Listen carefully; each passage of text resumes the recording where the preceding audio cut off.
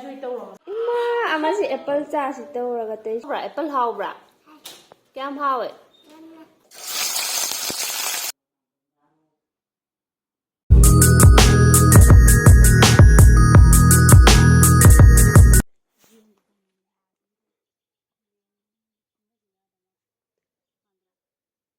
akhoi sing asi Emoinu gi horen lai kat bai thana bala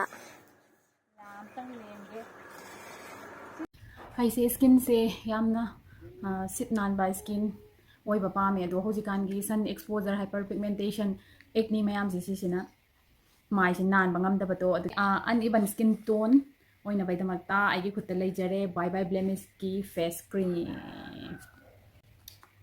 si tai badai mai ga si da ka phanyam ko ko da taw ai gi dark circle si nong nong magi sum henjelak pado dai hauji ki pollution ke mayam si sina sum henjelak kamai taw doi noi si khallawa khallai upai le kan le be do daw ya bada gi si Mamaearth ki byebye dark circle si thengna bada si na basi dagi ai dark circle si aduki matik hanthagare byebye blemish face cream enriched with vitamin C, mulberry extract, and daisy flower extract. Its unique and natural formulation prevents melanin synthesis and gives you soft and glowing skin. Mulberry extract high in antioxidant properties. Daisy flower extract, it lightens the skin tone naturally. Licorice extract, it reduces the hyperpigmentation from the skin. Vitamin C helps in preventing as well as reducing ultraviolet-induced skin pigmentation. Reduce blemishes and pigmentation, non-greasy formula, no harmful chemical. Brand pointers are Plant Goodness Initiative. Every time you buy from them, Mamaearth will link your order on the website to a tree that they plant. By 2025, Mamaearth is aiming to plant 1 million trees as part of this initiative. It's a plastic positive product and Mamaearth is an Indian brand. The byebye dark circle.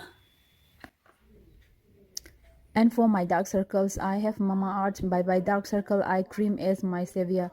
Whatever be the reason for my dark circle, melanin deposits, stress, pollution, or sleepless nights, it helps me rejuvenate my eyes with the goodness of natural ingredients. Cucumber soothes under eye skin and reduces dark circles, and daisy flower extract reduces melanin deposition in the skin to a great extent.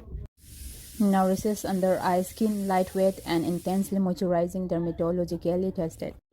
Aduga products se Amazon, Nykaa, Purple amadi Flipkart ta fangbigani. Akoi ki coupon code it 2023 sizinabiraga Mamaearth ki website natraga Mamaearth ki app ta changaga laibi bataraga de special offer su fangbigani. Mamaearth ki products se adom gi nakna by store sing da su offline da fangbiraga ne do adom na khangbalega de comment atra message ta hai. Now with this powerful combo, my stress of maintaining a bright and clear skin daily is solved forever.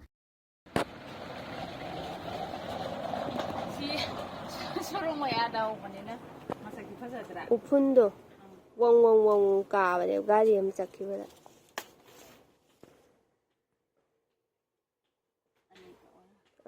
manung adu de khui manung de khui ye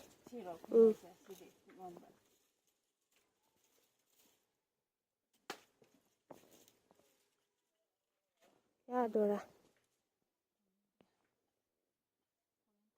ai di shongi sida ama yandra kakki bai leido ti ido adu atie kwado singda ya dibra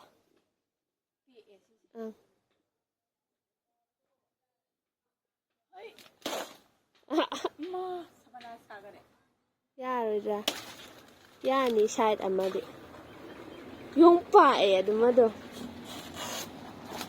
anum sina yani numai su ko yani da ko dumai na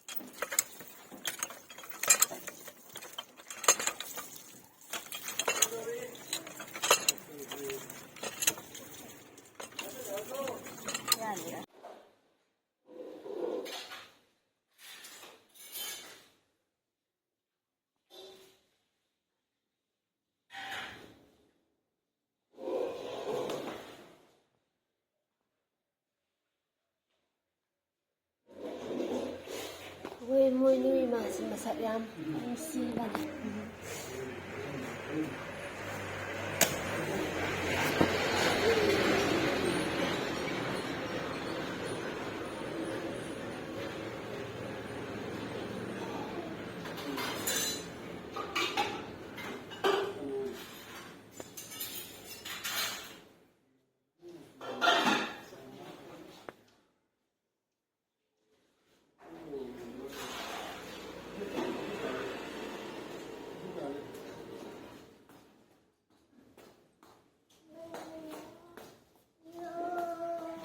Joy tawjilare amasina.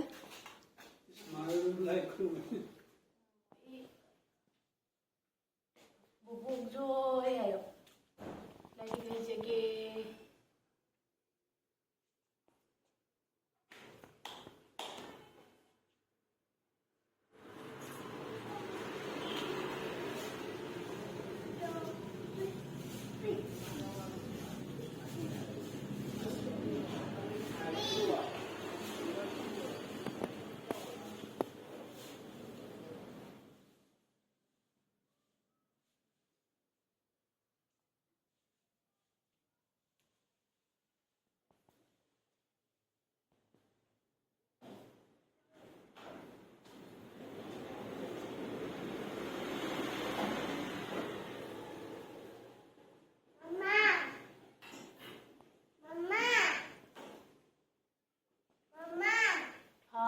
Lai joy tau ro masa thoi basu joy tau ro joy tau lai de khijage hai lai bakat lai ba mama na tau bu mai na sumai na lai bakat sumai na Yabo. As loire. ba na yo mami na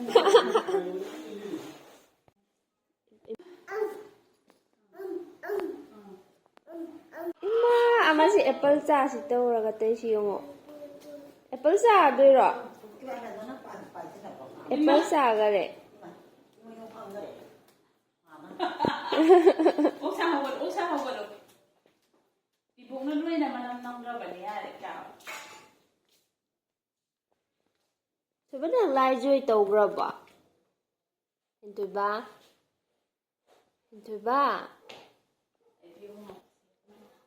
How bra? Apple how bra? Cam how it? Cam yam na? Cam yam na no? Cam yam na no haro. Cam yam na no ini sa osa to leba ka haidaro nasin ki ade ko lai joy manata joy tawra mo ka tawra epag ba tayra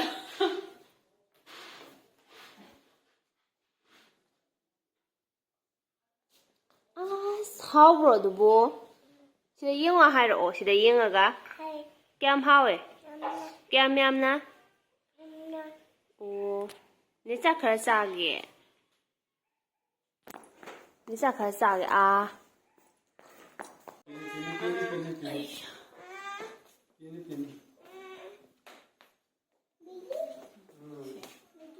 Masih Maggie sa doi kan tau ni. Aka to ira. Aka to yenge. A tau a.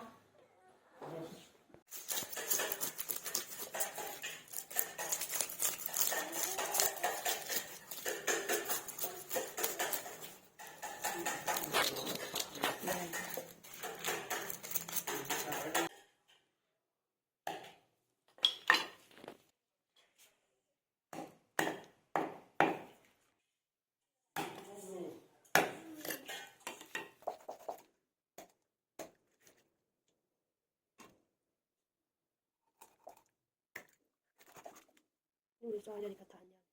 Tanya sih.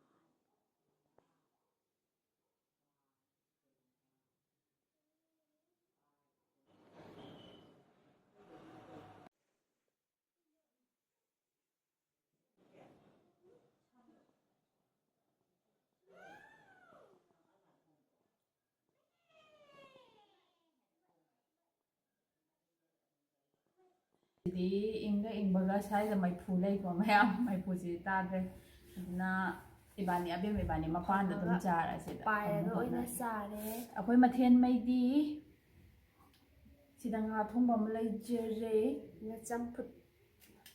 Mathen yam de ahum mathen yan de ahum kakan sina yung sa iron ba sak la me Di champut han na sare. samput na kai no mathen mayam gi ning thong ni ge hai ba ke no ga hai na dai da han mai na hai Sa khao khara bera tawbani na ne. Champut han jawan bai. ai su sa ho ye samput nong nong mai an oi ro đâu thì lắm Ningtham ta se di am haina da ingba se na isa de phakpai su ji laga ma. lu bam sa bam khang da ba do Kani tawba do. Ai ai na. Isa se yamna active oidaba do. Miyam hanagi Emoinu sa hunga hongba laita laira mutkhiba anai yautaba Emoinu abu na pinabirasanu si haraga chakhom aso basima hoksin jage